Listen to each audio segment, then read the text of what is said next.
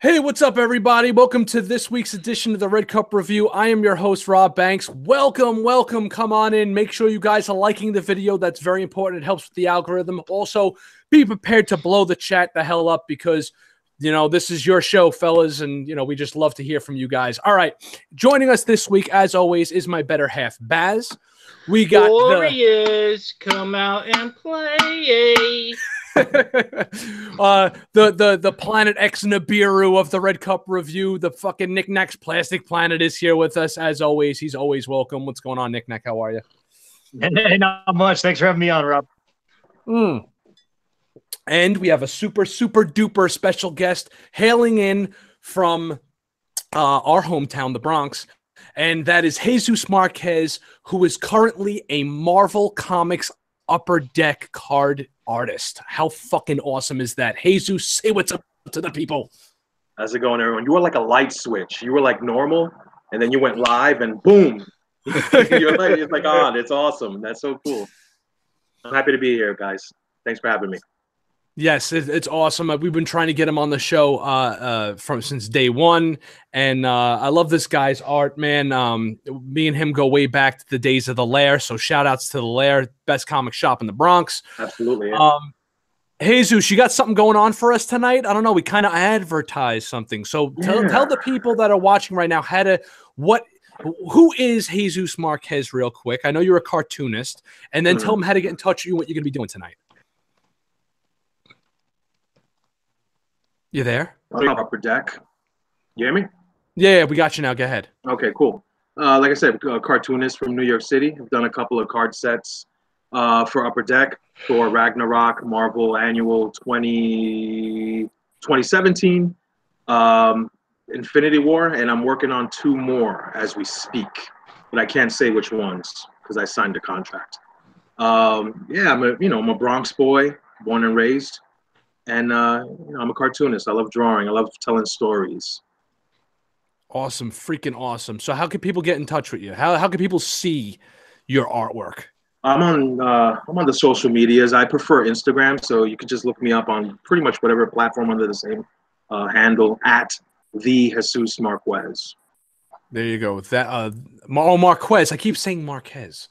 Yeah, don't worry. It's fine. It's fine. Right? All right, I wanted just my name, Jesus Marquez, but there's a soccer player who's like far better looking than me, and he took the handle. Jerk. That's beat. But that's how you guys get in touch with him to see some of his art. I actually have. Do you have some of your art? Because I got some of your art right here too. I kind of want to show off. I don't have anything because I had to switch some stuff around. So I'm relying on you. All right. So here we go. So I got this. I'm going to click off for you guys for just a second, put the camera on me. And here's just some examples that I saw from him the last time I was at the Lair. And I had to pick these up because I thought they were just beautiful. The Batman, the Animated Series, kind of like still shots of some of the villains. You got the Riddler there. You got, this one's awesome. Scarecrow. Look at that. That's freaking cool, man. And of course, everybody's favorite Batman villain, the Clown Prince of Crime, the Joker. All right, so there's a quick sample of Jesus's art, and he's got something really cool planned for tonight. So, Jesus, what are you doing for us? I'm a liar. I actually found some stuff. Oh, there he goes. He's got some stuff. Hold on. Let's put the camera on him now. Let's see. These are actually commissions that I finished up. I'm about to mail out to one of my clients. Let's see here. You got a Macho Man Randy Savage. Nice. Done in a 4x4 Bristol. We got a Moss Man from Masters of the Universe.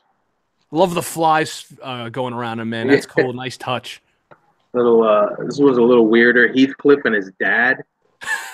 I mean, I don't know. Masters of the Universe Stinkor. Cyclone. Hulk. Nice. Hulk. Roboto. Nice. Cringer. And an Ultimate Warrior. Oh, that's Diesel, man. I'll tell you what. Let me get sent out.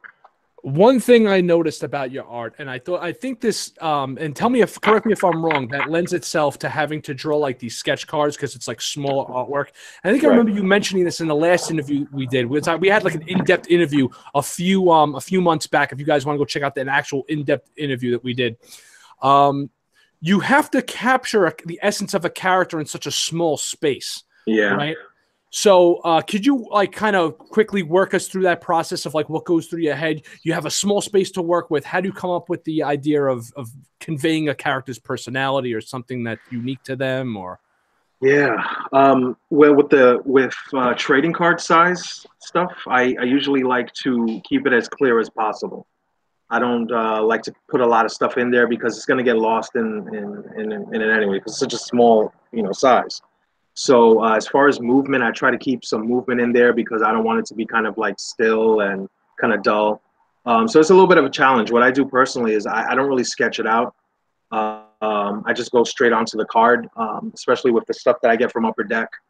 They're pre-printed cards. They're plain, but they have like whatever logo or card set that I'm working on, and I'll just work straight on it just to not to lose that energy. But I try to keep things moving. I try to put like a powerful pose.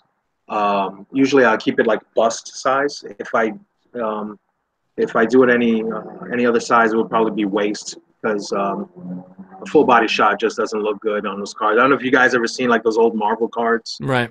Where you was like a full body shot, you can't really see anything anyway. So. Right. That's got to, if they're going to do something like that, it's got to be like probably shrunk down, right? And you probably like lose some of the artwork when they scale it down. Exactly. A lot of the detail and stuff. All right. So what he's going to be doing, because we did advertise a little bit of a giveaway, which is, what's weird right now? I can't see who's in the chat room. There is no live chat counter right now. I do not see one at all on my end, which I don't understand why I'm not seeing that. So what happened? I said I got 10 in the chat room right now. Oh, okay. Yeah, no, I can't see a damn thing, so I don't even know who the hell. For some reason, I don't see the counter right now. But anyways, Jesus is going to be sketching tonight as we do the show. He's going to be sketching. What are you going to sketch for us, bro? Bill Finger era Batman, right? Oh, awesome. Well, it just so happened yesterday was Bill Finger's birthday. And for those of you who don't know, Bill Finger is the true and blue creator of The Dark Knight. So Jesus is going to sketch a Bill Finger era style Batman. And then somebody in the chat, a little later on the show, we're going to announce a question and how to enter and for your chance to win this. And you guys have a chance to win this original art piece from a freaking Marvel artist, for Christ's sake. I mean, how amazing is that? All right, guys. News of the week. Let's keep it moving. It was Bill Finger's birthday yesterday, and I kind of want to just say thank you, Bill Finger. It would have been, I believe, his 100th and I want to say 7th birthday or so. I believe he was born in 1912 or 1915 or something like that. And he died in 1974, kind of abandoned and alone, and died in obscurity because of that fuckhead Bob Kane. And then years later, Bob Kane will go on to mention that that a lot of the Batman lore was owed to Bill Finger, but it wasn't until the Batman versus Superman movie and the release of the book Batman and Bill, or Batman and Bill, I believe it's called, that let the world know who the true behind-the-scenes creator of the Batman was, and that's what got him his first screen credit online. So now every time you see a movie or a credit that Batman's in, it'll say Batman created by Bob Kane with Bill Finger. So guys, you got to, there's an awesome documentary out on Hulu that's of Batman and Bill. And I actually joined a Facebook group this week. I was invited into a Facebook group by the guys from Darth Castle. And it's called the Batman Statue Collector Group or something like that. There's a YouTuber named the Batman Statue Collector guy, and he's awesome. He does a lot of really cool statues and hot toys type stuff for Batman. And Athena Finger, Bill Finger's granddaughter, is actually in the group. So I thought that was freaking awesome. And she did like a post like, hey guys, like nice to meet all yous. And it was just from like a couple of days ago. So everyone was like, hey, welcome and thanks. And of course I had a fucking heart attack when I saw that, so I thanked her and everything. So, happy birthday, Bill. Does anybody have any cool Batman stories or anything that they want to say that maybe got them into Batman or anything like that? Oh, Batman for me was always it was Michael Keaton, man. That was my first big introduction to Batman.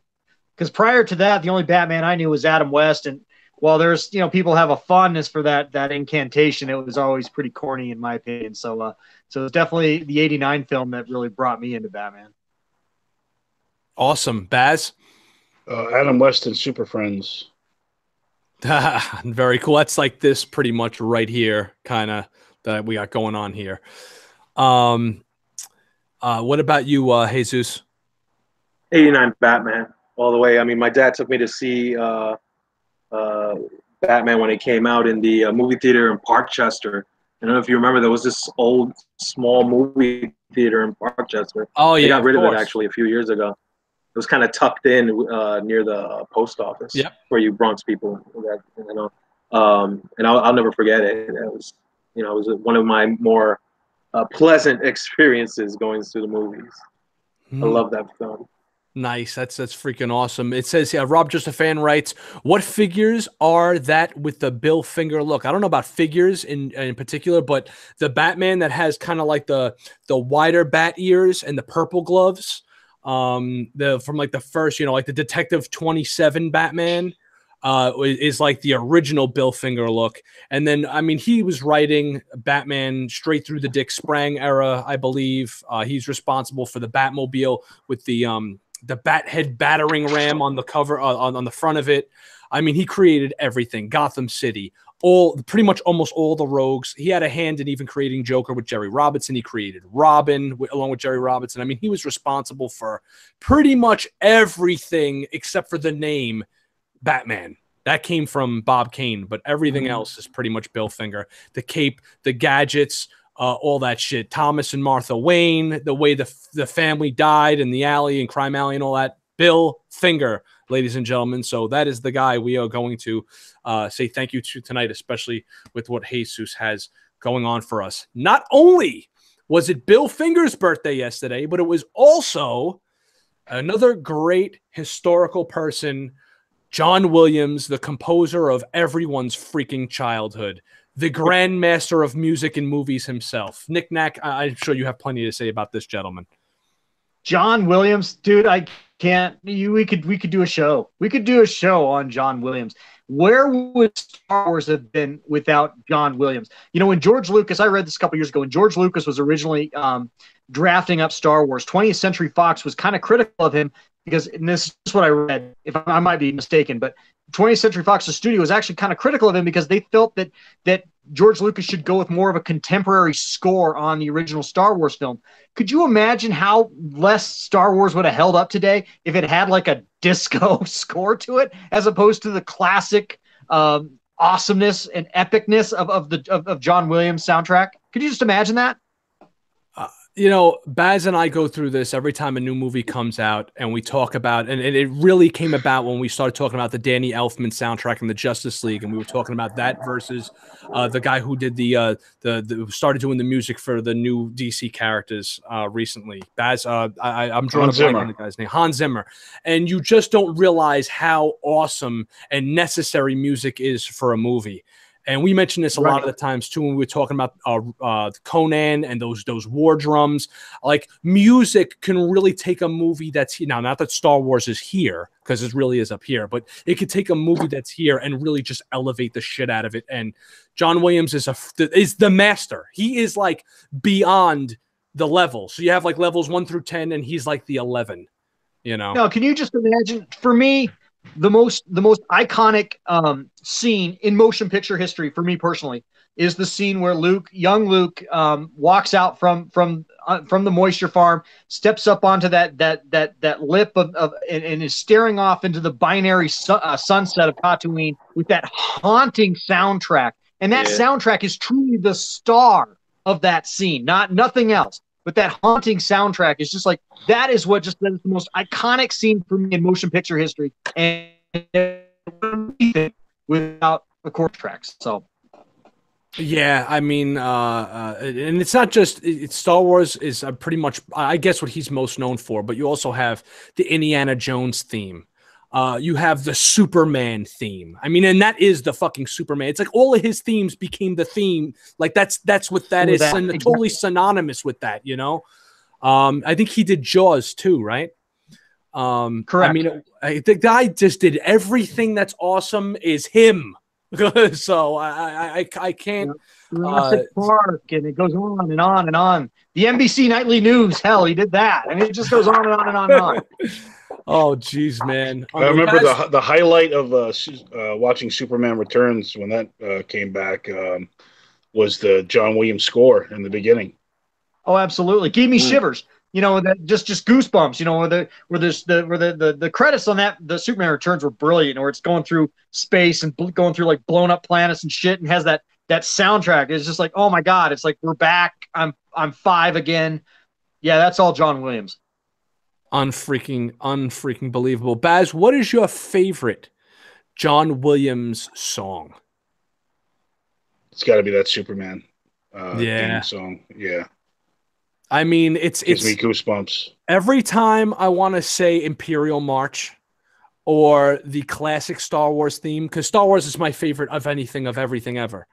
But nothing makes me really get that superhero feeling than those like I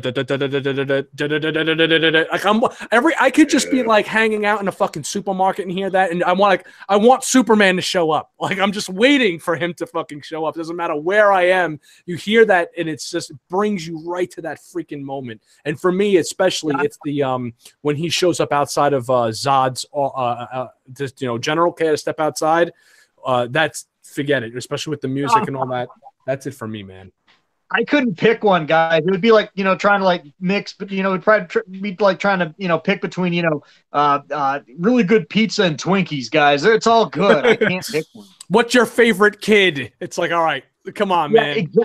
Exactly. What's the name of the theme that plays when Luke is staring off into the Twin Suns on Tatooine? I don't know what that theme is. I don't know what that song is, but that's probably my favorite, if not the Superman theme song. Yeah.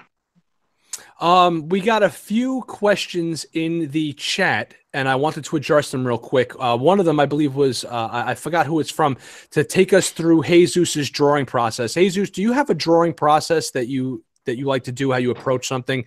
And periodically, as you're drawing, could you hold your the picture up and show the people? Yeah, sure. I usually start out with blue lead or a red lead pencil. This is a color erase. It's usually like animators use this. So I'll lay down my lines first off with this guy. Sometimes, like I said before, I would usually just like to go straight onto the paper, not to lose the energy. But sometimes I'll just do a little sketch. This is a piece of scrap paper that I use for my colors. So I did a little quick Batman, just trying to figure out where I want to go. For time's sake. And this is where I'm at right now. I'm just trying to figure out, shapes, posing, muscles, and all that jazz. Now, do you see this in your head beforehand? Do you have like an idea? Do you take like a snapshot and then try to go down? Or is it just, I'm going to go with the pencil and wherever my hand leads me, that's what happens? Yeah, I'm just going with the pencil right now. I have no idea what I'm doing. Oh, well, hey, there you go. Totally spur of the moment. I love it. You're in the pocket. It's great. What is the benefits of, just starting off with like blue or red pencil? Because it's lighter. Right. Easier to erase? Yeah, I can go a little nuts and just kind of figure things out as I draw. And then if I need to get a little more lighter than that, I'll use a kneadable eraser. And I'll just go over it, and it lightens it up again, and I can just tighten it up and just keep going until I'm ready to lay down the inks to final. I'm gonna use a Kuretake number 55 brush pen. I've said on numerous occasions I love this pen more than I love most people. Nice. Yeah, it gives me really nice line weights. I really love this pen. So. That's freaking awesome. Well, there you go. There's this walkthrough. I believe Rob Justifan asked on the desk here, which is the most, I guess this would be the most Bill Fingery out of them. These are the DC Universe classics. They're really more Dick Sprang inspired Batman and Robin. I have them posed with the I keep these in my cabinets next to the Adam West because it reminds me of the beginning of the 66 Batman show where they're like, it's animated and they're punching everybody and they kind of turn to each other and shake hands. So I have the Batman and the Robin in the cabinet with these two you know, the DC figures in front of them kind of shaking hands and shit. And that's, I mean, I guess those are the closest ones. However, Bill Finger did get a writing credit on one episode of the William Dozier's 66 Batman TV show. I don't remember the name of that episode. You guys could very much easily look it up. Which episode did Bill Finger write for and get credited on for the 66 Batman show? So that's something I kind of want to look into as well, because I don't even, I probably have seen it, but it's been so many years that it's just, you know, it's gone and it eludes me right now. Okay. Jesus, you want to make a quick comment on John Williams or anything like that? Otherwise, we're going to move on. All right, he's in the pocket. That's pretty much it. I'm going to leave him to his drawing. All right, guys. Robert Pattinson is eyed for Batman. Are we gonna bust out the fucking buckets yet, or what?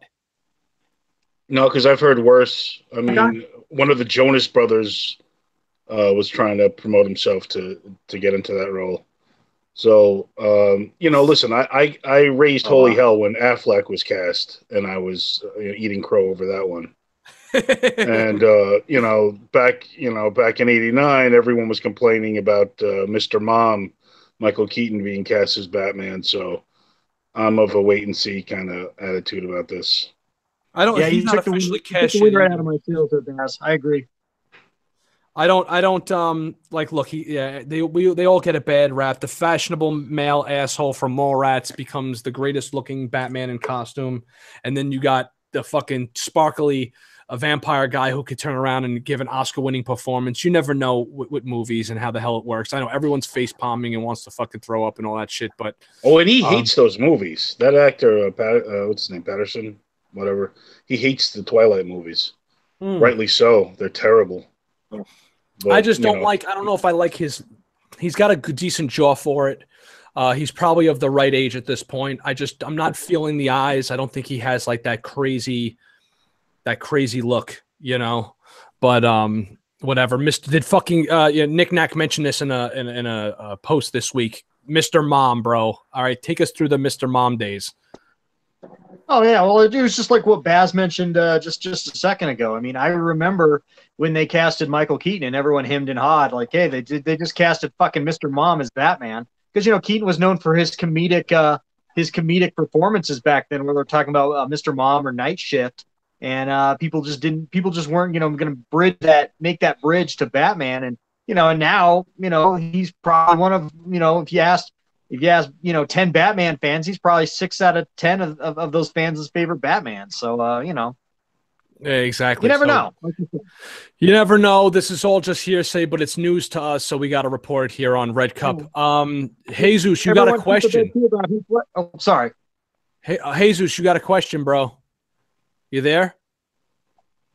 He's just been frozen in time. Like he must be like something must have happened with his live stream piece, because he is just literally frozen in the box there. I hope he's able to get back on. Oh, there he is. Oh, there he is. I'm here. All right, cool. You got a question from somebody in the chat, bro. Being an artist from the Bronx, I can't help but to wonder how much, if any, the New York graffiti scene has influenced your artwork.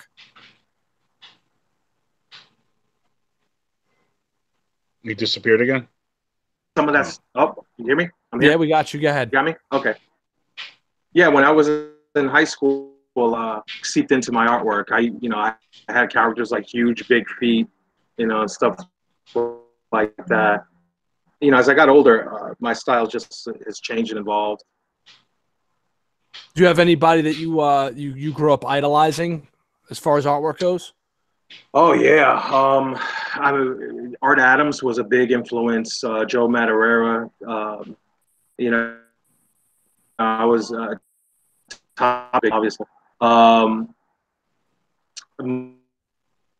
There's a lot of guys that I really enjoyed. The huge. That was my wheelhouse. I was around that age where Image started and it was like everything at that time. So All right, nice, very cool. Somebody says here, I wish Jake Gyllenhaal was cast as a younger Batman, but he's playing Mysterio. Well, Marvel wins the day again. I don't know if I would be down for that, but whatever. But all the fucking movies coming out for Marvel, there ain't gonna be nobody left. So it is what it is. Let's see. Inspire Art says, Jesus, why art so important to you? What would you like to say to future artists? We got some good questions coming in for you, bro. Yeah, I didn't expect any questions. Oh, you're the That's fucking so cool. Yes, bro. Come on, kick it off. That's so cool. It's a part of me. I mean, if I don't draw, I start to get the itches. I have to draw. I've been doing this. DNA. Yeah. I mean, I've always known that this is what I want to do. I've always known since I was a kid, even before I even understood the concept of working to live, working to pay rent and stuff. I just knew that this is what I wanted to do. It's super, super, super important to me. What was the other part of the question? I don't remember because I started getting into it. What would you say to somebody that wants to be an artist? It's old hat, and you're gonna hear it a lot, but there's truth to it. You have to draw. You have to draw every day. You have to draw from life. You can't just don't keep it in the comics. Draw from life. Draw stuff that makes you uncomfortable. Cars, whatever. Especially being a cartoonist, you're gonna draw a little bit of everything. So you have to be, somewhat proficient in drawing, pretty much all the stuff that's around you. You have to draw every single day. I try to draw as much as I can, even with my day job. I'll close my door and I'll just draw. Boss makes $1, I make a dime. That's why I draw on company time. I got a question for you. Yeah. How much formal training do you have as far as did you go to college and get a fine arts degree or how much formal training do you have currently? Zip. Okay, cool. No, I just was curious.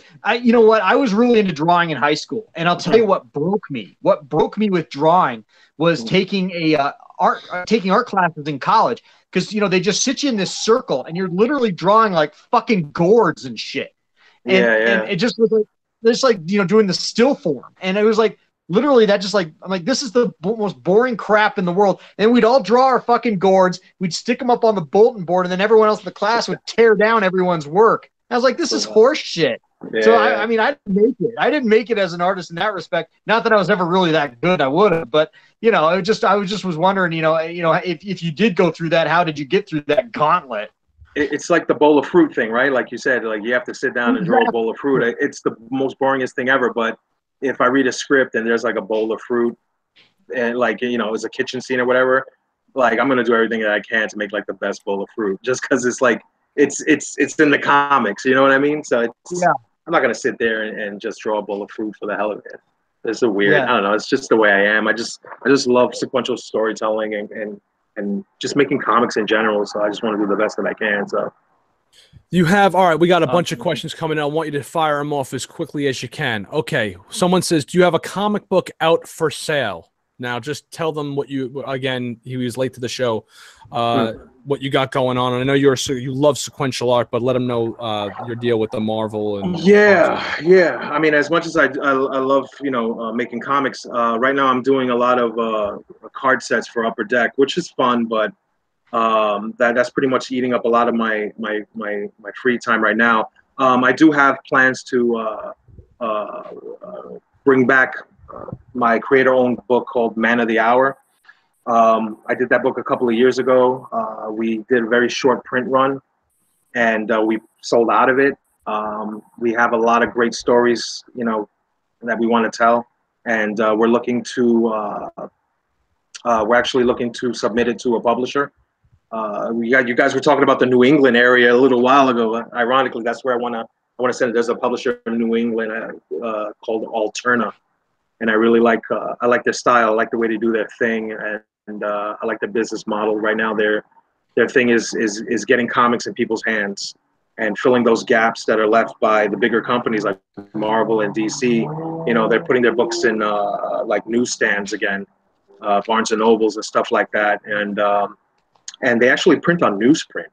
And I don't know. It just reminds me of the old school style of making comics. So I definitely want to be a part of that. So that's funny. I got a stack of Alterna right here. Yes, look at that. And And they're actually $1.50 each. Yes. Yeah, that's a big part of it. I got the thing right here actually. So this is all I have. This is the only thing I have left for my book. So I framed it because I don't know, whatever. And the price point was $2. And I priced it at that specific price point because I just want people to get my book. I don't want them to look at a book and then it have like a $6-7, price tag on it because I'm trying to break even. I'm focused on getting the material in people's hands. So when I saw that Alterna was doing that as well, I just fell in love with that company. So I'm really excited about what we're doing. I'm actually redrawing every page of that comic. It's about 5 years old. Obviously, my skills have changed since then. And there's things that I don't know. I don't want to get it like all George Lucas on it, but there's things that that needed to be changed. There's things that needed to be rectified, some type of artistic faux pas, if you will. And there were some addendums that we had to add. So I'm really excited about what we have. I have 2 pages already done, and right off the bat, it's fantastic stuff. So I'm really excited about that. So yeah. Oh, sorry, I didn't mean to interrupt you. I'm really sorry. No. I was just curious. Do you ever post any of your work? Like, do you ever like go through any digital platforms like Comixology or anything like that?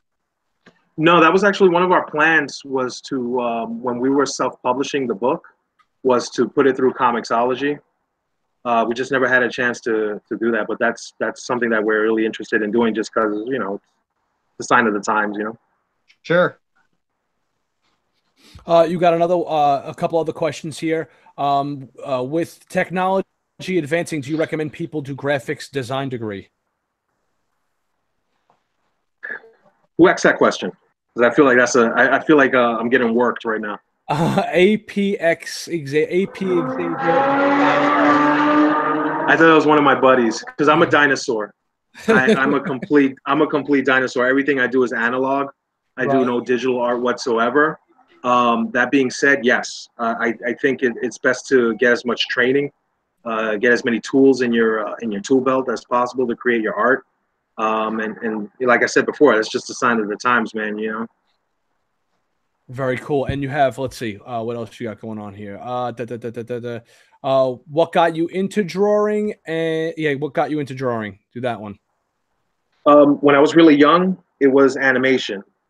Because I didn't really get my hands on a lot of comic books when I was young, but I watched a hell of a lot of TV, specifically like Thundercats, Masters of the Universe. There was one that I used to watch too. I forgot the name of it. It was Galatar and the Golden Lance. It was like a dude. He had 2 swords. He put them together.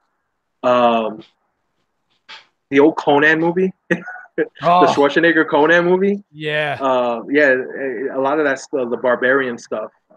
Beastmaster. Thundar the Barbarian. Thundar the Barbarian. Yeah, I lost my mind when I started getting really deep into the Kirby stuff, and then to see that connection that blew my mind. But it was animation when I was a kid.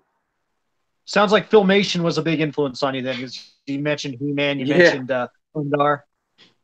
Yeah. I'm actually if I get a text message, you're gonna hear the film little jingle. Oh, awesome. Yeah. All right, and one last thing, because I don't want to keep you from drawing too much more. Someone had asked. That's fine. The pencils are done already, so. Oh shit! Look at that. How fast the question was, how fast does it take you to draw? There's your answer. Yeah. It's fucking done already. The pencil portion of drawing is always quick for me. It's the inking that I'm like a tortoise, just because for me, I still haven't really gotten over that fear because it's such a final thing, it's ink on a page. Oh God. So I usually try to take my time. The reason why I like this brush is because it speeds things up for me and it makes the process quicker. Now, if I was inking like what I'm inking my comic with, I think I showed you this the other day, Rob. What the hell is it? Black TV, folks. I use Copic multi-liners. Okay. And with this, I'm super slow, but I have to be just to get the lines that I want. So. Very freaking Let cool. me ask you one more thing, Jesus, if you don't mind. Yes, sir. No, no A problem. lot of guys out there can draw. I mean, that's a lot of people can draw, but you've made that jump. You've made that very, very unique, special jump in that you've gotten contract work with a huge company. I mean, that's a huge deal. And a lot of guys would just would slice off a testicle to be where you're at as far as that goes. That's really awesome. How did you bridge that gap between just being that guy that can draw really good and being a guy that's drawing for in any capacity for that matter for Marvel Comics? How do you bridge that chasm? Because that's a huge chasm for a lot of people. How do you get past those gatekeepers? I'm trying to get past the slice the testicle part, man. You know what? It's so weird. Like with the cards too. Like I wanted to do cards as far back as probably like 5 or 6 years ago, and I remember doing Google searches and I couldn't find anything. And there was like no information. Like you look in a publisher's website, they'll tell you like, hey, for submissions, send to this, blah blah blah. There was none of that for Upper Deck or anyone else. So a buddy of mine was doing cards for the Star Wars series. His name is Jamie Cosley, and credit in the world. He's a fantastic cartoonist in his own right. And I just reached out. I said, hey man, I've been wanting to do this, but I have no idea. So he pointed me in the right direction. He gave me the contact info, and he said, hey, I think you would, I think your style would do well with the Marvel cards. Here's the info. I sent my info to the gentleman that's in charge of talent, I guess talent relations. And I got an email back that same day. And then off to the races. I'm on my 5th card set with them. It's definitely there's a little bit of intimidation every time I look at those cards. Those cards have a Marvel logo, and what good or bad or whatever. I mean, with the way comics are nowadays, that Marvel logo still has weight to it. So when I not only want to do the best art that I can for myself and for my material. I still have a level of respect for that Marvel logo, and a lot of the reason why I want to do what I want to do is because of Marvel Comics and Spider-Man and the work that Jack did. Well, the empire that Jack built, which we know as Marvel now. So it is a little bit of a, I don't want to say it like a mind death, you know what I mean? To go from like not doing anything to doing work that, Marvel people have to look at and sign off on. It's a great feeling. It's a little intimidating, but, I've came to the point where, I'm kind of shake that stuff off and trying to do the best that I can. Okay, good. Yeah. I got the cards that I'm working on are behind me because some of them are wet. I want them to dry. But if I move, it's, maybe you can see it, maybe not. I don't know, whatever. Nice. That's awesome. Absolutely freaking awesome.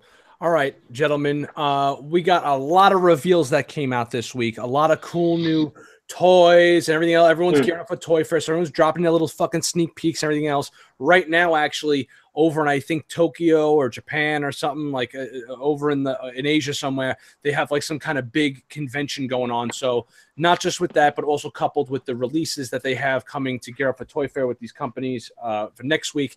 They got a whole bunch of releases we're going to get to, a whole bunch of stuff we want to show you guys off to. So WonderCon, that's it. Thank you very much, and shout out to Collector Zone. Go check out the Collector Zone Cantina on Facebook. Cool fucking group. Okay, now that that's out of the way, and what's up, bro? Always good to see you as well in the chat. I want to bring some of that stuff up, but look, guys, it's 10:39.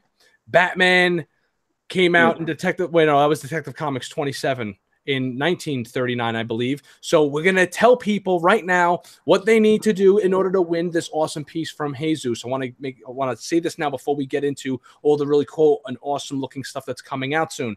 So check it out. This is what you guys got to do.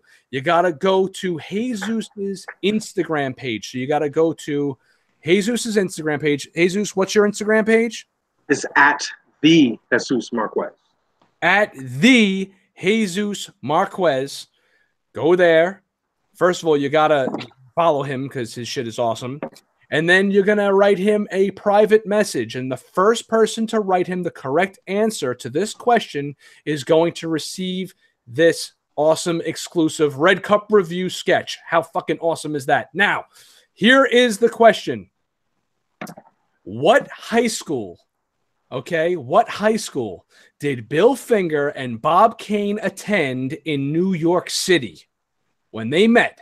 What high school did Bill Finger and Bob Kane attend in New York City? Do not write it in the chat.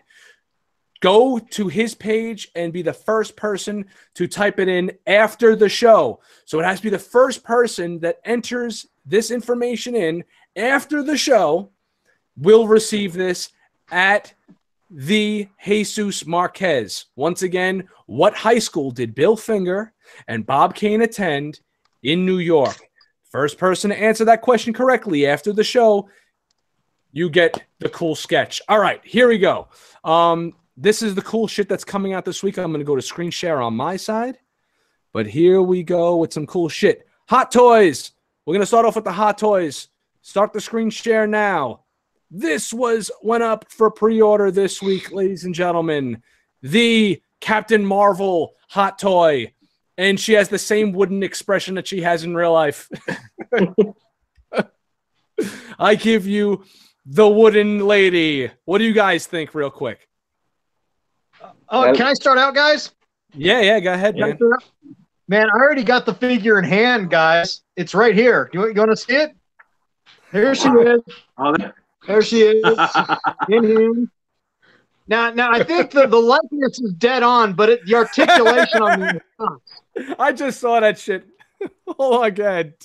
Yeah, I kid. Who knows? I mean, it could be a great movie. I'm being a dick, but I'm just kidding.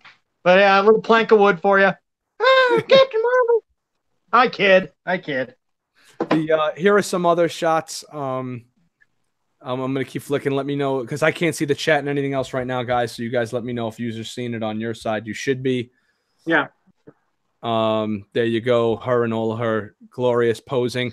This outfit has complete nightmare written all over it. I think it looks beautiful. I got to be honest. I think the figure looks great. All hot toy figures look great. If you're like the energy effect she comes with. Yeah, I'm going to get to that in a second. She comes with the second head sculpt with the light up features, which I hate light up features, but it does look dope. There you go. That's her flying through space right there. The energy effects are cool. The light up looks good. I got to tell you that the figure looks great. If you're a Marvel completionist and a Captain Marvel fan, she's an absolute must order. But this outfit screams to me what the Spider-Man homecoming suit, not the homemade homecoming suit, but the homecoming suit screams, which was like Crease City. So this looks to me to be made of that same faux leather material, and I have a feeling this is going to be a creaser's nightmare if you do not plan to pose her in a statue type form in that museum pose. That's my opinion on it, at least. So I think it kind of sounds like my Hot Toys Wonder Woman. I'm terrified to pose her in anything because of that rubber skin kind of thing, The seamless arms, right? Yeah. So there you go. There's her and all of her, everything that she comes with, and the exclusive accessories. So for $40 more, you get a leather jacket, a cat, and an extra blast effect. I love that. I love that it comes with her pussy. Gotta get that in. There it is. Yeah. That's low hanging fruit. I'm sorry, guys. I'm sorry. That's awesome. That's freaking awesome. No, I love the fact that you're able to hit off with that. So, all right, guys, what do you guys think in the chat about the Hot Toys Captain Marvel? I'm not going to be ordering her because I am more of a DC guy. I'm not a big fan of the actress at all. Don't like her. I don't like. It's not that I don't like her acting. I just don't like the actress. I hate her guts. Yeah, you hate. I hate her. And it does look great though. It's gonna look freaking dynamite on your shelf. But that to me is just not enough for me to pull the trigger on this. Yeah, I'm still waiting. Yeah, I don't really have an opinion other than that. I'm sure it'll be a great figure. If that movie's great and you love it, you should get the figure. So. I can't wait till that movie tanks. I love it. next month, right? Comes out next month. Yeah, March, man. I think. Yeah. Yeah. Oh, yeah, Killer Figure. Collector Zone says So- Captain Marvel is serious. Nothing humorous about her. Nothing humorous about her at all, except for her fucking off-screen antics. I think that was the rare miscasting that Marvel has done. They just got her because she won an Academy Award. I think they could have picked a more charismatic actress for this role. Yeah. Yeah, I mean, I hate to judge, but just by the trailers, so I don't want to say that. I mean, I'm joking around with the piece of wood here and everything. It may be great. I mean, I could be eating crow here in a month, so who knows? Yeah, no, I hear you, man. Again, like I have a feeling the Marvel's going to knock it out. They do it to all their damn movies. They knock it out of the park. All right, here's on a much smaller scale. Here is something that was shown off at last year's Toy Fair and is actually just coming to market in coming months. We have the DC multiverse figures. You got the Penguin here, and you got the Joker, a new Joker Dark Knight figure from Mattel, along with a Penguin. I think the Penguin looks way better than the Joker does. I never liked their movie figures. I think they all look pretty much terrible. But even from a Mattel standpoint, I think that this movie Penguin does look pretty cool. And what kind of has me a little interested in it, to say the least, is the jacket here, the actual cloth jacket. You know, I kind of dig that they went with a non-sculpted jacket, so you could probably get some halfway decent posability out of them at least. Baz, what do you think? You kind of like the Mattel stuff. Of course, those are mine, definitely. You're all over. I'm unsure about the Joker because I have like the Mafex Joker. I have like 2 of those. Okay, and, you don't get much better than that. If you got a definitely the Penguin, Joker, dude. I mean, you got to stick with that, man. Yeah. So, but the Penguin, yeah, I've been dying for Danny DeVito Penguin in any form. So, especially as 6-inch scale. But I'm still waiting for that Hot Toys version to come out. Which the is Hot a pipe Toys dream. version of what is that again? Batman Returns Penguin. Oh yeah, the Batman Returns. Yeah. They've been teasing that for God knows how long, man. Really, I mean, we've been waiting for that for forever, and I can't tell you that's an instant day one pre-order for me once that comes out. But they had to make Captain Marvel, one of the great characters in Marvel history, right? Yeah, man, exactly. Yeah, man. Shots fired. Tank like with 500 million bats. Have you seen it yet, man? DC fanboy, haha. Yeah, that's right. DC fanboy, I'm proud. The Hot Toys Captain Marvel will probably sell like Electro. That's hilarious. Yeah, man. All right, anyways, I want the multiverse Linda Carter. Yeah, the multiverse Linda Carter figure is pretty awesome. I know Baz has that. All right, now to move on to what's going on right now as we speak. They have a bunch of statues and a bunch of cool new things going on right now. And here is a new Batman statue coming out, which I think is pretty freaking cool. If you're into that Mad Max Batman style, I think it looks pretty dope. I don't know I think this is a Prime 1 statue. I'm not particularly sure, but this was just shown off. Here's another one that was just shown off. This one I kind of like. The Super Sons. I think this looks freaking dynamite. Yeah, these are all Prime 1 statues. And I love the Super Sons comic. It actually got me to like Damian. I was never a fan of him as Robin. And this Superman's actual son is such a great freaking character, the way they're writing him now in the comics. What is up with him and the bike? What is that from? What, Batman on the bike? Yeah.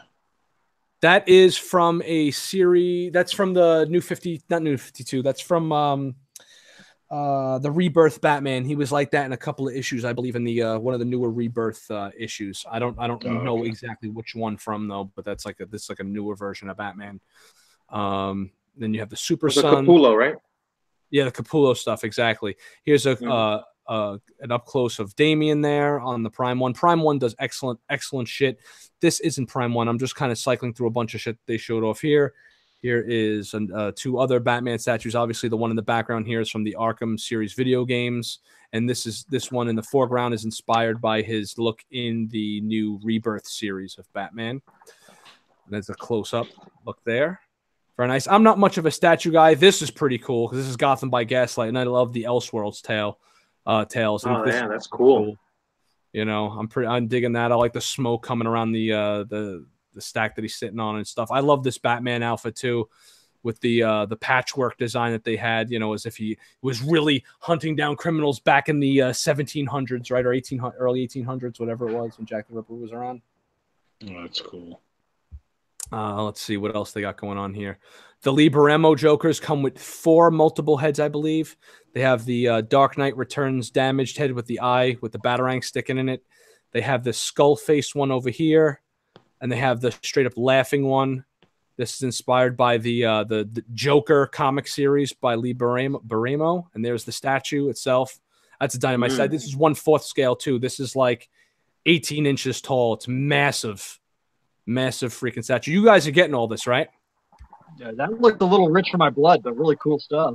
Oh, yeah, no, it's the same thing here, man. This is like you're getting into like premium format type pricing, maybe even more. It's just cool to look at this type of shit, though. I got to be honest. I'm not much of a statue guy myself, but I think it's just really awesome to look at this. Yeah, exactly. They're awesome works of art. I'm on Facebook right now, and that is where I saw all these freaking statues I wanted to get. But here's a Wonder Woman that's coming out. I think this looks pretty dynamite. It's got this is the what you call it, Wonder Woman, the Injustice Gods Among Us inspired Wonder Woman. Oh, nice. But her face looks very Gal Gadot to me, which is pretty cool. Mm-hmm. Yeah, I like that one a lot. That looks beautiful. Good. That's an awesome. That's a nice statue. Right? Look at the base on that. The base on that is freaking delicious. Well, your base belongs to us. One thing that bothers me about the statue is the fact that her head is facing one way and her eyes are facing the other. And when I first saw this, I literally tilted my head in the same direction and then made my eyes go in that direction. And it kind of like feels a little weird and awkward, but it's just such a beautiful damn piece and so colorful. I think it just like really pops out as an action shot in that way because it's almost like she's turned one way and something's coming at her from another. Yeah, exactly. I like it. Cool. Yeah, I like it a lot. Storm Collectibles is doing the 6-inch figures for the Injustice 2 line, and their first 2 figures are Darkseid and Lobo. Oh, nice.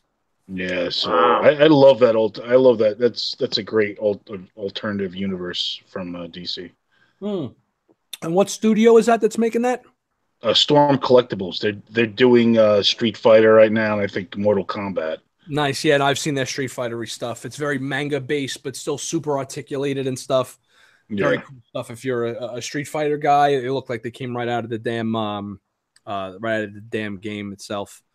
But that's man, this thing is really gonna pop off your freaking shelf. What I think is pretty cool. What I noticed, take a look at the shield. The shield kind of reminds me of Thor's shield from Ragnarok. It almost looks Kirby inspired a little bit.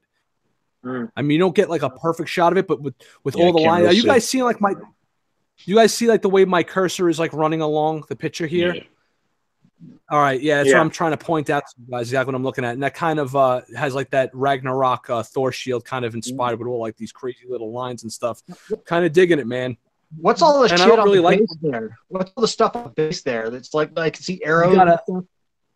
You got arrows sticking in there. You got a sword. You got like a fire goblet in the background there, like as if she's like walking down broken like Greek type steps. And you got a snake, so cool. like a snake crawling out of like a casket or something behind her, which is cool. So that's perfect inspiration from her roots. She's from Themyscira, but she's basically a half Greek goddess. So it's very Athenian. I like it. It's cool. Yeah. Very, very freaking cool stuff there, man. Let's see if there's anything else that I could show you guys here. Those are the pictures of the Batman from earlier, Prime 1 Studios. Oh, here's something that's kind of new. Sideshow has this thing coming out. It's called the Rogues Fine Art Print. You guys still seeing this? Yeah. That's a dynamite freaking art print, man. I mean, it takes a lot for me to have to buy a piece of art. I'm not going to purchase this one per se because I'm not over the moon for the artwork, even though I think it looks really nice. I just love the composition, the fact that you get all of Batman's rogues, and of course the Joker right there in the foreground with Harley doing their classic, happy birthday, everyone's going to blow up with the dynamite thing. But I like the use of shadow in that. And it's really cool, especially look at how Two-Face is positioned, right? You have like the damaged side of his face, you could just barely see it, but that portion of his body is like in shadow kind of. That's pretty awesome. Yo, Robert Just a Fan says mayonnaise. Dude, I did a video and I talked about sort of like my revulsion to mayonnaise and apparently it struck a chord. It's pretty damn funny to some people, but yeah, that's what that's about. No, I absolutely freaking hate mayonnaise. It's just like nightmare fuel for me. I want to. Somebody in the chat mentioned that the Prime One statues and a lot of this stuff could be high, very high end, and it's pricey and all that. And I totally agree. But I got to tell you guys something. The Collector Zone, you want to get a company with layaway that gives you like rewards for shit. And you want to put money aside and $20 a week in a bank or something, or $10 a week and find something you really like. And if you don't want to go super high end like the Prime One stuff, especially if you guys want to dip into like Hot Toys or the Mezco pool, that is the guy to contact. So Collector Zone Cantina, I'm a member of their group. They're really friendly over there, and it's just a cool group. Not just for like, maybe you don't want to buy anything. Maybe you just kind of, like, you want to just be part of a community and invite people in and be able to show off your collections and stuff. That's great also. And then you'll get to see a whole bunch of new cool releases and shit. And trust me, the bug will bite you. I've seen a few people go, oh, I started my little Hot Toys, dipping my toe into the Hot Toys pool, and then forget it. They wind up selling off half their freaking collection just to get Hot Toys, because that's how damn cool they are, especially with like the Mezcos. And if you get your hands on like statues are even above my grade, guys. I'm not trying to push this on anybody because the statues can be super freaking pricey. But I mean, look at this, like the freaking artwork. These are works of damn art, man. Baz, me and you were talking about this recently about like how the hell could somebody spend this kind of money on a statue? And I believe you mentioned to me it was like, look, man, they're like modern day museum pieces or something, right? Yeah, but yeah, you need the room for it. You need the correct display for it, and I'm clumsy, so I would end up breaking one of these things and then ruining my life for a good 6 months, maybe crying over it. But I appreciate the art of it, and it's wow, freaking Brainiac! Look at this shit, guys! Whoa, and the detail is amazing. But financially and just like my constitution, I can't get involved in collecting it, but I can appreciate it. Oh, yeah, no, that's why I'm showing these things off, because they're just so damn cool to look at. And it's just like, again, I'm not going to buy an $800 to $1,200 Brainiac statue, but I'm fucking in love with it, and I just don't have the room for it. I'll wait for like a Hot Toy of Brainiac or something, because that's more my speed. There are cheaper alternatives. I've seen, some nice, decent statues for $100 or $100 and something. And, if you go that, if you want to go that route, that's kind of cool. But, some of these things are what, like 1,000, 1,500 sometimes, yeah. Man. Yeah, it can get crazy. Look, this looks like Brainiac fucked Dr. Octopus right here, or like took him or something. That's basically him, and Injustice too. He's Dr. Octopus, Brainiac. But yeah, really awesome, really cool looking stuff, man. I wish they were showing off more Hot Toys related stuff, but whatever. It is what it is. That's pretty much all the pictures. I'm gonna go to the top of it. Look, Batman statue collector. This guy's probably gonna be like, yo, why are you showing off my shit, bro? Be like, yo, man, I just joined your group this week, and you guys should go subscribe to him so he doesn't like go, what the fuck is Red Cup jumping on my shit for? But I don't know what. We're all in this together, fellas. There's another up close of Batman on the bike. As I said. Pretty sweet. Yeah, I kind of like Doug when the Hot Toy came out. Let me get rid of this now and bring you guys back up here. When the Hot Toys came out for the Batman vs Superman movie, the first figure, which was an instant pre-order for me, was the Batman in his that crazy future where Apocalypse takes over like the desert Batman. I called it the Mad Max Batman. And the reason why I instantly pre-ordered it was because I was like, yo, fucking Mad Max is awesome. Batman's awesome. You put two worlds together, you get this awesome fucking Hot Toy. So, that's why I kind of went and bought. I mean, I had since sold it since then, because as awesome as it was, and believe me, it was one of the coolest fucking pieces of my collection. It just didn't fit in my collection. And I have a problem with that I wrestle with all the time, is I'm always kind of buying and selling things all the time. And if it, no matter how awesome a piece might be, sometimes I look at my collection as a whole and go, you know what? It just doesn't. If it doesn't jive with the overall aesthetic, I'm gonna make the jump and say screw it, and kiss it goodbye. It's just the way I am. Do any of you guys feel that way about your stuff? I know, Baz, you recently got rid of your Jedi Luke in order to pick up a new statue. Speaking of statues. Yeah, exactly. Yeah, like I was displaying Luke and everything, and I was like he didn't fit in anywhere. I had him next to Hella. Like it didn't look right. And it's like, well, then I would, if I kept Luke, I would have had to have gotten at least like, a Vader or C-3PO. And I'm like, I'm not going down that route. So I just sold it, and I got an older DC Direct statue that I saw that I liked. It's like a recreation of Brave and the Bold #28, which is the first appearance of the Justice League. And it's basically Starro fighting Wonder Woman, Aquaman, Green Lantern, and the Flash, and Martian Manhunter, all in one piece. So, yeah, that's where they're all kind of like riding up Starro, right? They're all going to fight him at once. Such a dynamite freaking piece. Do you have that? Yeah, it's. I haven't opened it yet. Like, I'm saving the opening for a future date. Nice, very freaking awesome, cool stuff, man. Yeah. I've talked about this before, and companion pieces are so critical for a collection. You got to kind of things kind of have to go with other things to look right on a shelf, and I completely understand and appreciate that. All that said, guys, is I don't sell shit. I keep everything. I have 20 years worth of crap in here because I can't sell it because it aches me to do it. I can't do it, guys. I'm 43 right now, and I'm 63. I'm afraid I'm going to be living in like this gauntlet of plastic shit with full of cat shit or something weird, I'm afraid my kids are going to hate me because when I'm dead, they're going to have to roll up a stowaway dumpster and just unload it all into it. They're going to hate my guts because I just can't get rid of stuff. It's like, it is kind of a problem. Collecting in itself is sort of a mental illness, and I don't mind saying that as a collector. I can't just get rid of anything. See, I think that from my perspective, you're a true collector. You're like the fucking collector. Like if this was the fucking borderline hoarder, but yes, you'd be the collector, bro.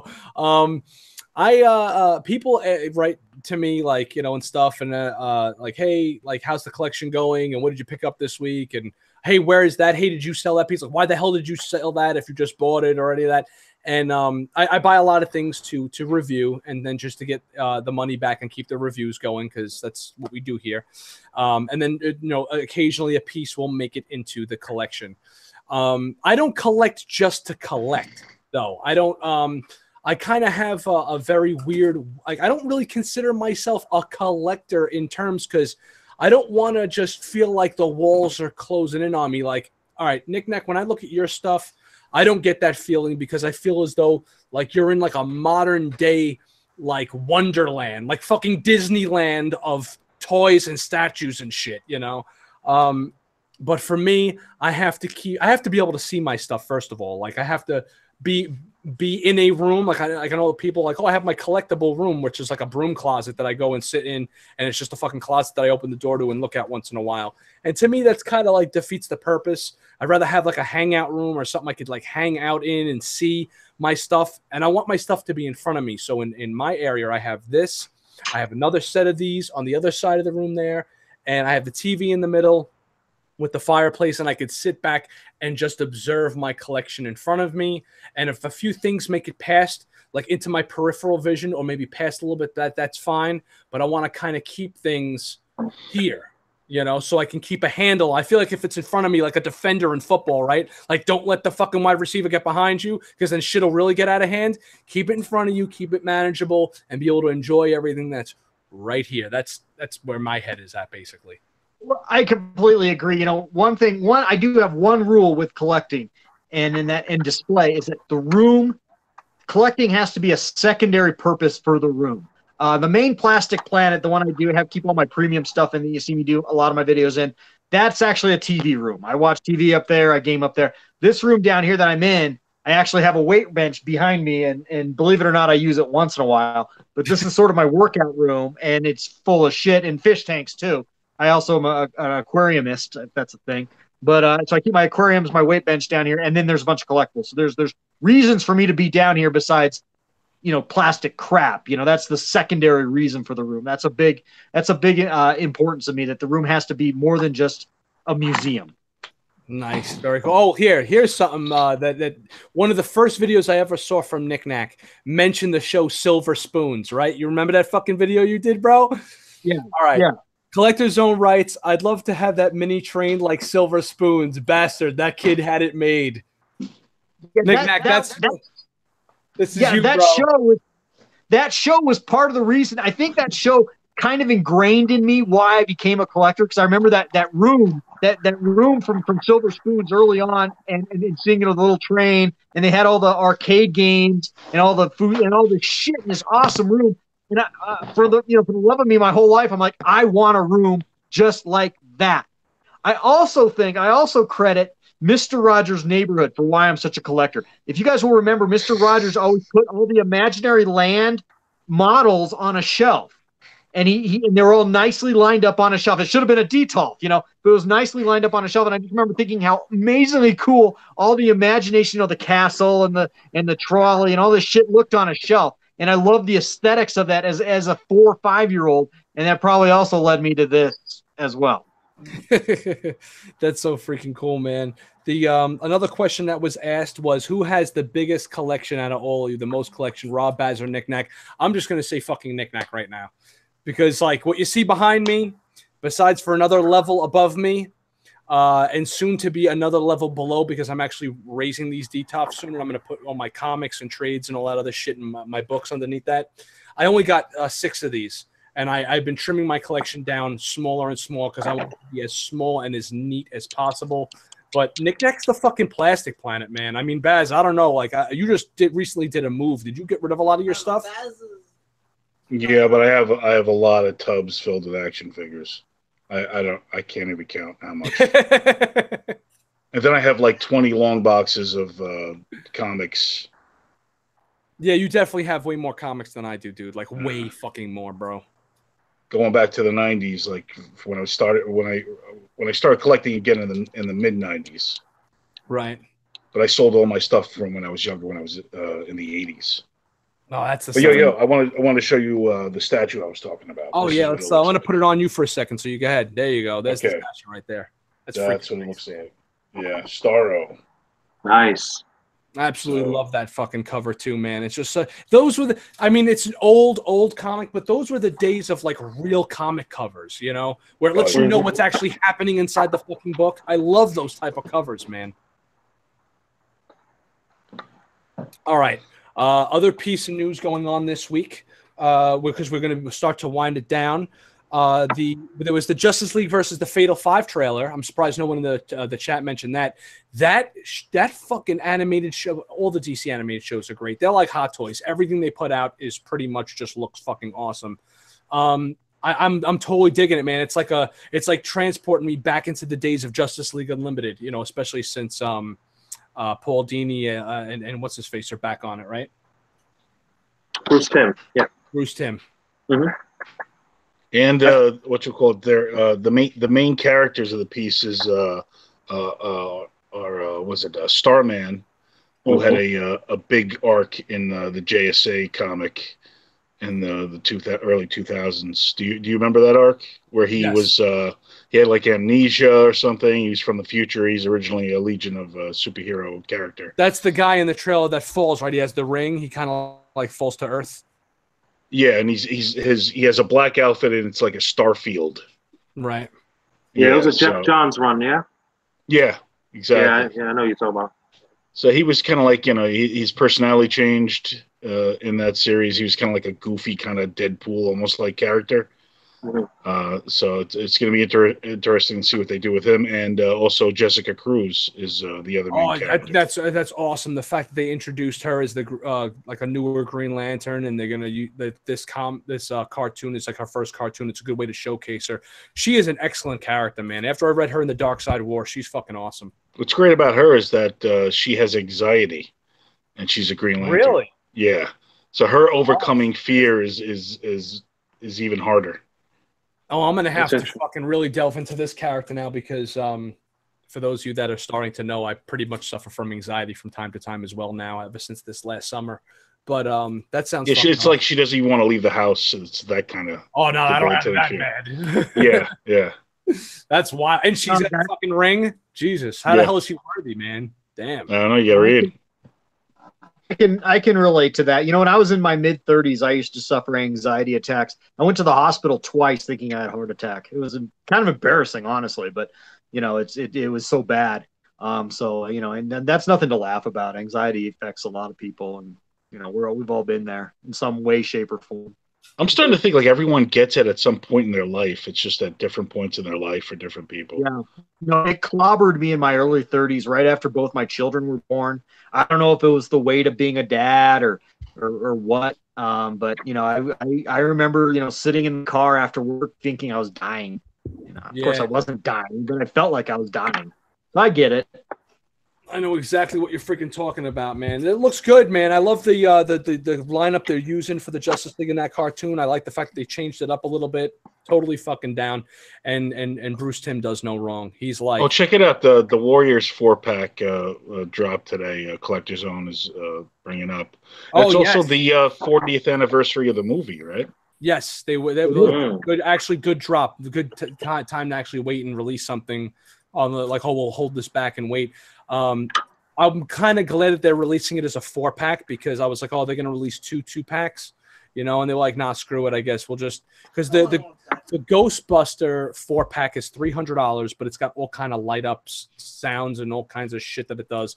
The Ghostbusters, but the fact they're doing this for $25 cheaper, and they actually come with alternate head sculpts too, so it's not just the like you don't just get the 4 figures and that's it. Like they all come with the multiple hands and you know the soft goods is like usual, but they also have alternate like battle damaged heads as well with different expressions and shit, which I thought was really awesome. They all come with different weapons, and even the leader of the Furies has like an alternate head sculpt and shit. Like yeah, it's like a pointing figure and like as if he's yelling like there they are, you know.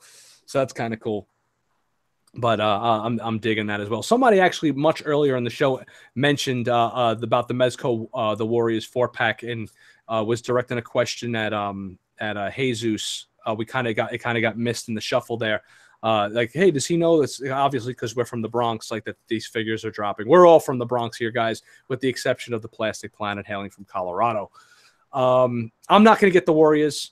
I don't have. They're Bronxites. I'm down. I think it's all.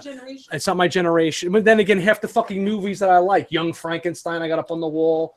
The freaking, Raiders of the Lost Ark kind of is, you know. Wait, so you didn't see the Warriors when you were a kid? Like your brother didn't introduce you to that? The last time I saw it is when I was really young, man. Hey, boppers. You know, it was like so long ago, and I think it's awesome that they're doing it though. I think that. Not only is it awesome because there are Warrior fans out there and now they're getting their time and their shine to get the toys that they've been waiting for. I think it's just so ballsy and cool that a company is actually going, you know what, we're going to make some shit that nobody else is going to touch. And a lot of people complaining like, the fucking why would make the Warriors like when you can make the Hulk or like a comic Wonder Woman, and like nobody gives a shit about this property. And it's like, it's not true, man. Like most of my favorite Mezco figures, as awesome as like I just picked this up this week. This just came in. This was the last review I did, and this is the purple suit Catwoman figure. Okay, and she looks great. This is the MDX exclusive. I actually like the black version better, but she is nice. She's gonna pop like a motherfucker off the shelf. She'll really look nice, especially next to the new Sovereign Knight Batman that's gonna drop. But my favorite Mezco figures are these guys right here, the Ash and the Clockwork Orange, because it's just something different. It's something that someone will walk into the room and it's like, oh, okay, you got a lot of Wonder Womans and Supermans and Batmans and everyone loves fucking Star Wars. Yeah, they all look great. But I notice sometimes when people come in, they'll say, yo, is that a Clockwork Orange? Like, that looks dynamite. Like, it's just something you don't get to see all the time because not a million companies are freaking doing the same thing over and over, you know? There's 1,000 different companies that are doing Batman. There's only one company right now currently that is doing the Warriors. Yeah, I love all this superhero love, but, you know, let's not forget about the other types of heroes and characters out there. Yeah, I mean, it's Exactly. I think it's just awesome. I think, it's kind of cool that a company's like, fuck it, like let's do this. Kev's Matrix writes, need a 1/6 for Rocky line, please. 1/6 gods. Hot Toys did have some Rocky figures back in the day, and I almost wish that they would come out and start doing stuff like that. Like, I think Hot Toys is severely lacking in that. When I first got into Hot Toys, my first Hot Toy was Christopher Reeve Superman. My second and third one was the Michael Keaton Batman and the Jack Nicholson Joker. If you're gonna do and spend, in my opinion, that kind of money on something, now I got a Star Wars is my shit, so I went and bought every fucking Star Wars figure mostly. A lot of DC stuff because I'm a big Batman guy.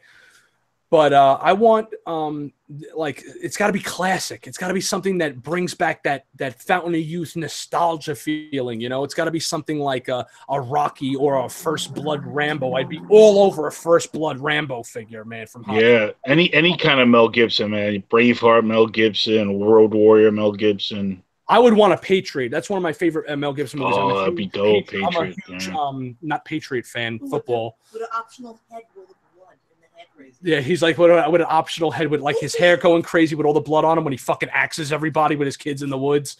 I'm a big red, white, and blue type guy. I love this country, and I would love a Mel Gibson Patriot figure. But those are like classic movie icons, and I know that most of their fans, like 90% of them, are all, in Asia, because that's where the company's based, and that's kind of where they make all their bread and butter mostly. But like they have like the Neo coming out. That was an instant pre-order for me because The Matrix is one of my favorite movies of all time, and that's like cinema gold to me. I always wish. What about cool historical characters? For cool historical characters, Caustic Plastic is doing that. Caustic Plastic is an Italian company that did. You mentioned a William Wallace, Mel Gibson. They did a 6-scale William Wallace figure with what they do is they use real leather and real fur and shit. So like if the character has a fucking wool coat, it's gonna be 1/6 scale wool, and real fucking cowhide and shit. All their weapons for the characters. We'll talk about the Mel Gibson one. We're talking about Braveheart now. All die cast, real steel weapons, and either that or die cast. And what they did was they offered 3 head sculpts for the deluxe version. You got William Wallace, you got Mel Gibson in museum face. Then you got him yelling with the paint with the blood splats, and then you got a historical William Wallace head sculpt. So you got a head sculpt. Awesome. Like if you wanted to have the real William Wallace, who actually looked more like his buddy in the movie. Remember his buddy, the big fucking dude that rolled with him? Yeah. The William Wallace kind of looked more like him. So the head sculpt reflected like that from like the old drawings. There's no photos back then. It's just like drawings of him and shit and sculptures that they had found through antiquity. And they gave you a head sculpt based on the real historical person and shit. But I mean, if they started doing real historical characters, man, I'd be all over a fucking George Washington and shit. Yeah.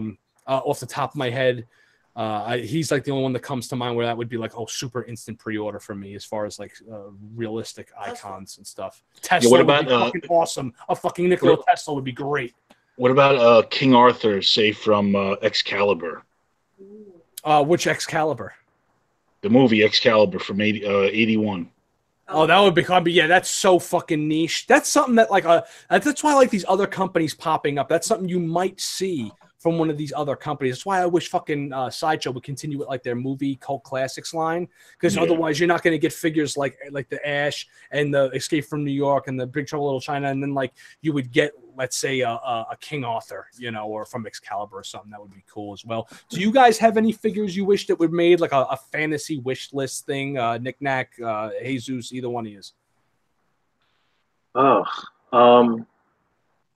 I've always wanted a ripped to shreds Jesus figure. I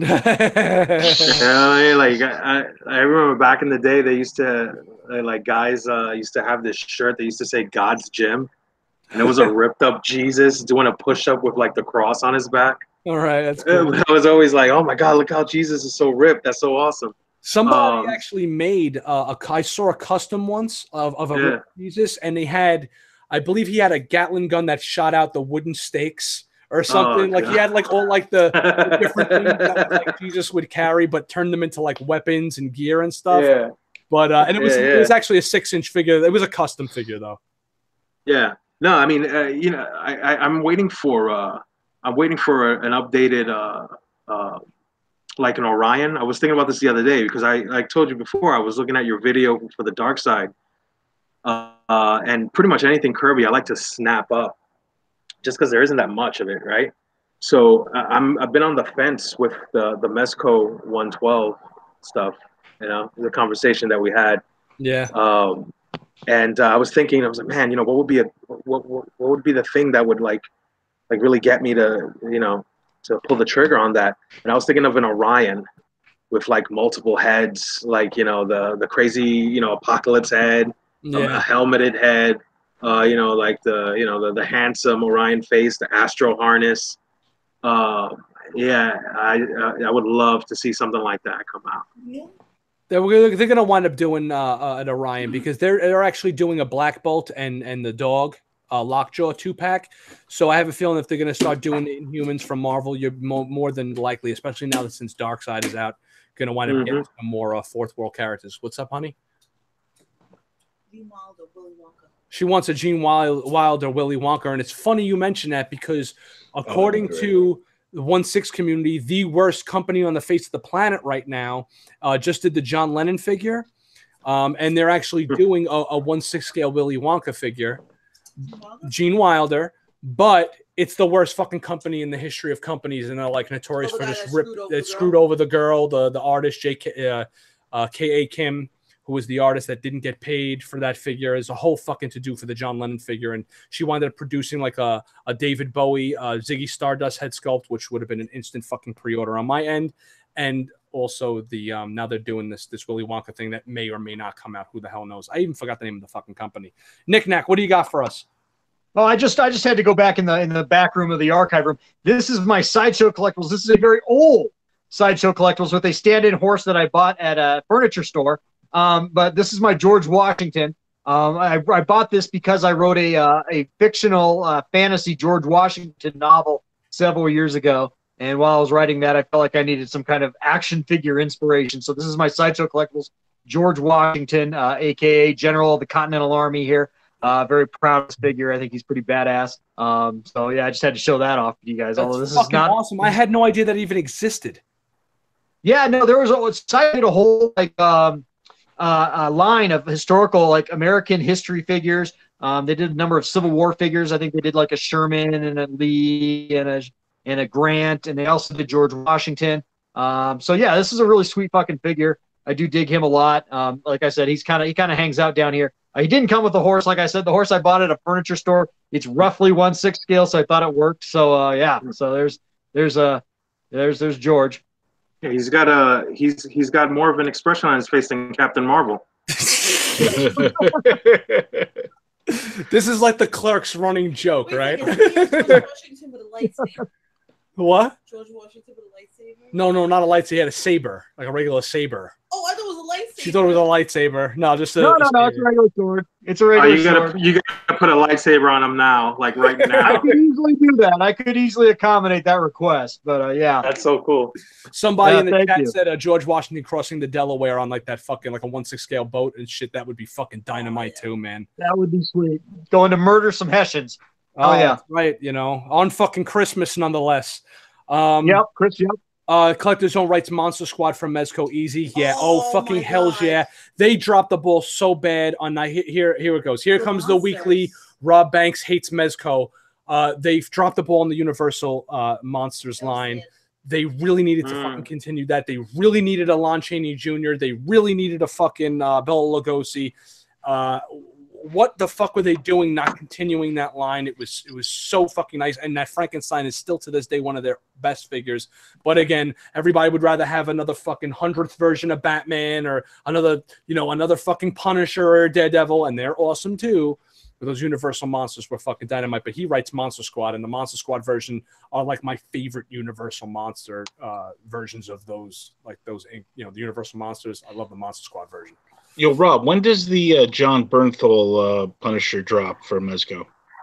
It got pushed back. Actually, it was supposed to drop in the spring, and now it's looking like early summer. It's looking like July, like late June, early July. Yeah, exactly. Everything got pushed back. The Ghostbusters got pushed back. The Punisher got pushed back. The Sovereign Knight Batman got pushed back to the fucking summer too, man. That shit was supposed to come out like next month.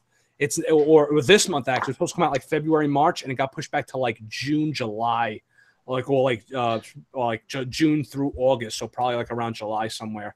Absolutely friggin' ridiculous. The Doctor Strange hot toy is being sent out now. The what happened?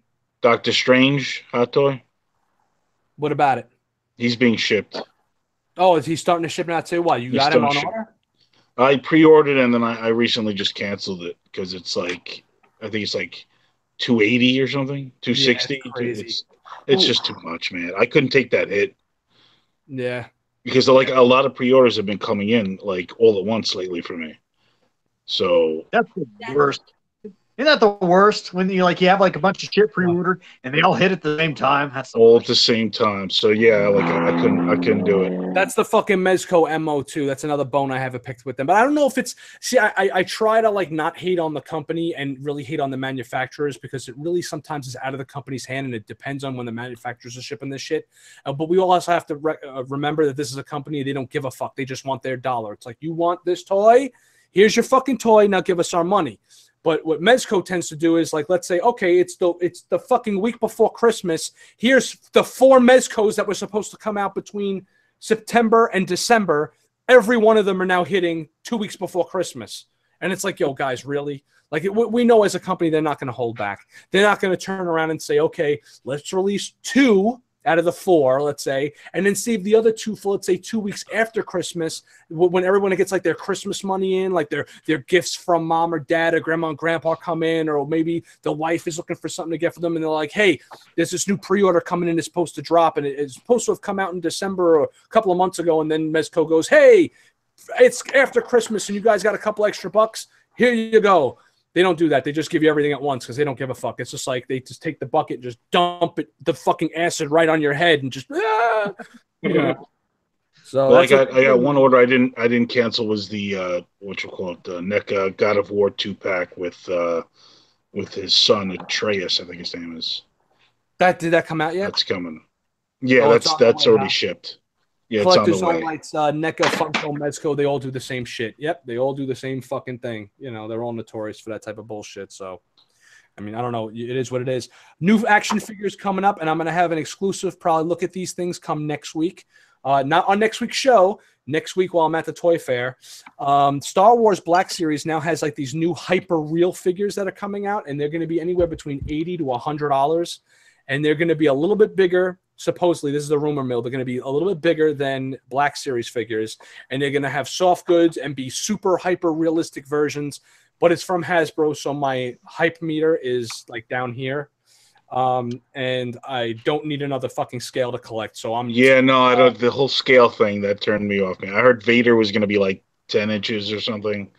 I got Hot Toys for that shit. I got my Star Wars and Hot Toys, and I got my son doing Black Series, and I get to like enjoy Black Series with him because like he'll collect them, and then we can sit and have battles and shit, you know. So I still get that play out of my system, but I'm sticking with the fucking highest of the high end. If I'm going Star Wars, I'm going Hot Toys, guys. But also the regular 6-inch Black Series has the new face sculpt technology going, so it looks good. So I'm good. Collector's Own Rights Hasbro version of Mezco, exactly. They're trying to cash in on the Mezco thing. Now, they would be smart to just make them 6-inch versions and say, like, okay, the 6-inch Black Series line, that's $25 a figure, is for, like, your person that is on a budget, or if you want to get something for, like, for like, your kids or, like, a teenager or even an adult collector that just wants every fucking figure, and they're on a budget, let's say, right? And because they kind of look good, too. And then just do higher end versions of those with multiple head sculpts, all soft goods, make them $80, $85, and make them like super fucking ridiculous, awesome versions with a ton more accessories, maybe a backdrop or a base versions of what you're doing with the regular Black Series line for your adult or your little more person will maybe more to spend a couple more dollars type of collector, and that would be fine. But I'm not going to have another fucking scale in my collection. No way. It's an automatic. Like, oh, look, these look cool. Oh, wait, they're 10 inches. Not interested. It's 6 inches or 12 inches or bust. Sorry. Yeah, I'll kind of have to wait and see on that one myself. I remember when they premiered the Black Series, way back in the day, they showed the R2-D2, the prototype of the R2-D2, and it looked really sweet. Looked like a fantastic figure, but then when it came out, the paint apps were shit on it, and people were like, comparing the prototype, what they showed, and what they got in hand, and it was just startling, the difference. I don't know. It's a wait and see proposition with Hasbro. To me, and I've said this in a number of my videos, as far as Hasbro goes, is guys, never ever buy Hasbro at full price, because that shit will be cents on the dollar in 6 to 8 months, and you can go get it for cheap. So I don't know. We'll see. Exactly. The Collector's Zone makes a good point. They're never in limited runs. Everything is like you could find it. There's thousands everywhere. Yeah, it's just like flood the market type stuff. So if guys, did you see what EntertainmentEarth.com was trying to do? They were trying to sell a dozen Rose Tico action figures. I saw that for $200. Yeah. As some sort of like a dozen roses or something, some sort of Valentine's Day kind of like set. So they started selling it all for like $200, and then they weren't, of course, rightly so, they weren't getting any sales, and they chopped it down to $20. Was this a joke, or were they serious? What was going on there? What are they selling? Like a case of a case, or are they actually putting them in a bouquet? No, it didn't come with the flowers. So it was just like a case of 12 Rose Tico action figures. I'd rather just I have no idea who the hell would buy that. That's the Chinese girl from the store. Mm-hmm. The person buying that is fucking Mark Hamill. Yeah, well, Dude, you could buy them for like $1 a piece, probably. I mean, why would you army build Rose Ticos? I don't understand. It's just. I mean, if we're talking stormtroopers, I'd be in, guys. Well, not for $200, but I'd be in. But freaking Rose Tico. I mean, they're just basically saying. I mean, if they're just not like blatantly saying, we know this figure and this character is crap, and here's a blanket sale, and we're trying to give it away as a gimmick. That's just sad. That's sad. That's the thing. Yeah. If they were serious, that's some real scumbaggery right there. Yeah. You know what would have worked better is if they just made a PR thing saying, okay, look, we have all these leftover fucking Rose Tico figures. We're donating them to charity. Yeah, And be done with it. That would be great. They should donate them to the dump. Could you imagine I don't want to joke around with sick kids. I hate that because I can't stand it when people like, look, comedy's comedy, but like I could almost see a kid being like, "Get this the fuck out of here!" Like, I don't need this. Like the Seinfeld episode, which Elaine takes the top of the muffins off, and they send the stumps to the shelters. Oh yeah, okay. And the shelter throws the bag of the stumps at them and goes, "We don't want your stumps." There you go. Roast Tico's the stumps. That would be I'm serious. That wouldn't even be cool to do to a charity, honestly. I mean, and now that I think about it, I mean, give a charity something a kid would actually want to play with. I'm sorry. Yeah, exactly. They should bury them. They should bury them. They should bury them right next to the fucking ET. The ET cartridges, from the 80s, right? From the Atari ET cartridges. Guys, I got that ET game when I was a kid, and I enjoyed that ET game a hell of a lot more than I'd ever enjoy a Rose Tico. So don't even put her on that. That's an insult to ET. Oh my God. Anything? The last thing that I want to touch on tonight before we close out is the Why the Last Man has been ordered to series at FX, and Why the Last Man is my favorite comic book series of all time. It is a complete 1 through I believe it's 12 trades. It's a complete story. It's one of the best stories you will ever read. Put down the fucking Marvel and DC and go buy yourself trade number 1 from Why the Last Man, and I promise you, you will be fucking hooked. It is one of the greatest stories of all time. I tried to get Baz into it years ago, and he was kind of pushing me off, and then eventually he dove in and was fucking hook, line, and sinker. Right, Baz? Oh, yeah. It's excellent. I don't. I would say like I like Lucifer better a little bit, but Well, Lucifer is my one. Lucifer is my one B to my 1A, really. Like my 1A and 1B for favorite comics. Like non Marvel, non superhero-y comic book sets. That's like my 1A and my 1B. Well, Lucifer is more of like an epic storytelling, like an epic biblical storytelling. But Why the Last Man is great. It's getting ordered to series at FX, and hopefully they don't do the same thing with this that they did with Lucifer, because that show sucks compared to what the fucking comic is, and it has nothing to do with it. They're just capitalizing on the fucking name. But if you guys have not read Why the Last Man, I cannot fucking recommend that enough. It's like when somebody tells you to go read Watchmen, go read The Dark Knight Returns, go read Why the fucking Last Man. And that's it. I'm just really fucking happy it got ordered. I just hope that it's worth watching. Otherwise, if they butcher it, I'm going to be an upset gentleman. Jesus. Diane Lane's in it. Yes, Diane Lane plays Yorick's mother. Yorick's is the main character. It's basically the story. I keep going on. What the fuck is this about? It's basically something happens in the world. Something, they don't know what, where every male dies at once. Every male, everything. Every male plant, every male person, animal, toxic masculinity. But this was before toxic masculinity was a fucking thing. This is probably why it got greenlit, man. Yeah, exactly. Today's politics. But the every male dies except for one man, a boy by the name of Yorick, 20-year-old boy by the name of Yorick, and his monkey, Ampersand, who's also a male. So it's just Yorick and his male monkey pet. And then they go on a fucking adventure, and you would think to yourself, oh, how fucking awesome would it be if I was the only guy on Earth and I'd be able to get all the pussy in the world. It's not as cool as you think it is. It's actually pretty fucking horrific. You feel bad for this kid when every girl in the world wants to either kill you or fuck you. It's bad news, guys. So what? Your language. Oh, sorry. I'm getting the language police. Captain America over here is telling me language. But it's really friggin' awesome.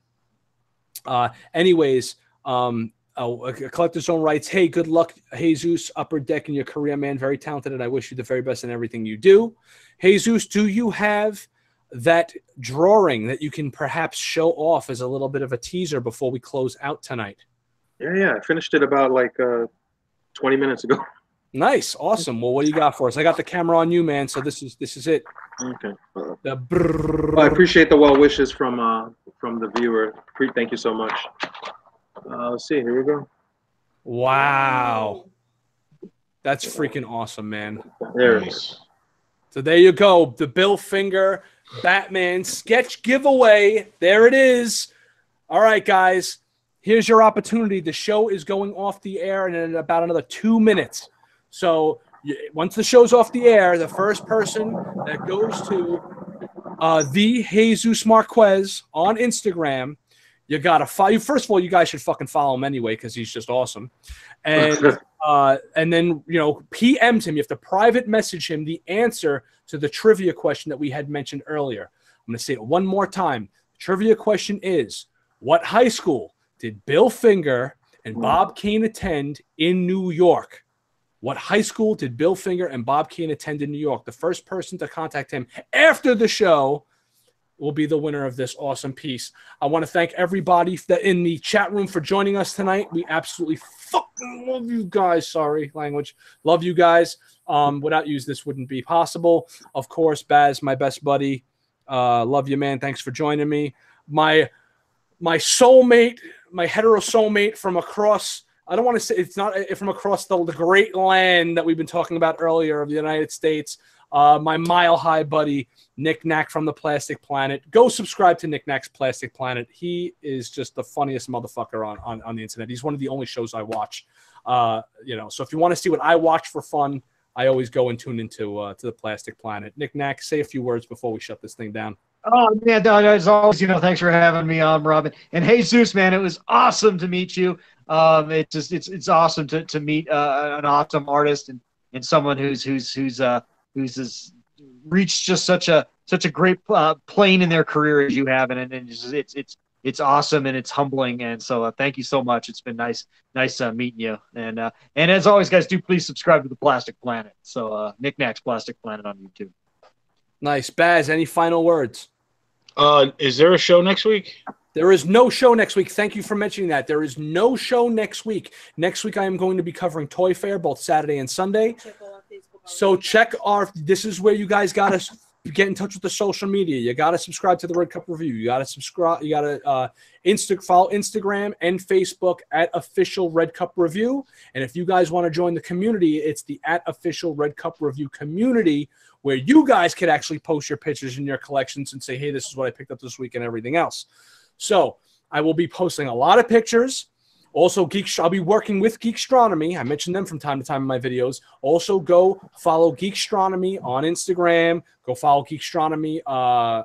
Just go to their website because they're going to be putting up a bunch of fucking pictures too. And they're going to be helping me do interviews. So not only are you going to get interviews with Rob Banks, you're going to be getting interviews for the Red Cup Review with James Hamilton from Geekstronomy. That is one of my other partners that I work with from time to time as well. So we'll be doing interviews with whoever we can get our damn hands on, pretty much, you know. So they'll be getting a lot of new friggin' content coming the week after. So in 2 weeks, weather permitting, the Red Cup Review will return here, but make sure to keep an eye on us next week because I may go live in the middle of the day. If I have enough battery on my phone, I'll go live and try to grab somebody on the floor. And instead of just doing a plain interview, I'll be like, hey, look, I got this guy real quick. It's live, and how's it going? And that'll be like a little quick hitter for you guys as well. So that'll be a Toy Fair next week. Thank you, Knickknacks Plastic Planet, for joining us. Again, go subscribe to him. The Source Wall Baz, you can go subscribe to him, and you can catch him with me here almost every week on the Red Cup Review. And, of course, go to Instagram and the Jesus Marquez, the cartoonist, Marvel Upper Deck artist. Thank you so damn much for friggin' joining us here, man. Any final words to say before we kick this thing off the air? No, thank you so much for having me. I had a great time, Baz and Knickknack. Thank you guys so much. I appreciate it. It was a fun time. I had to write down all the links because I'm gonna follow you guys. Knickknacks Plastic Planet and Source Wall, you said? Yeah, the Source Wall. It's on Facebook. All right, cool. Yeah, I'm gonna definitely give you guys a follow. It was an absolute pleasure. Thanks for having me, guys. Hey, nice meeting you, Jesus, man. Good luck with everything. Everybody that's on the show, stay tuned for another minute closeout in the green room after we go off the air. But everybody, thank you for joining us. We will catch you in 2 weeks, weather permitting, on the Red Cup Review. Thank you very much, everybody. Next week, guys. Come on, we got to get a winner here. We're going to announce the friggin' winner. This will be awesome. So go get the winner. And there's the fucking wood. There's the wood right there. Captain Marvel. All right. See you later, everybody.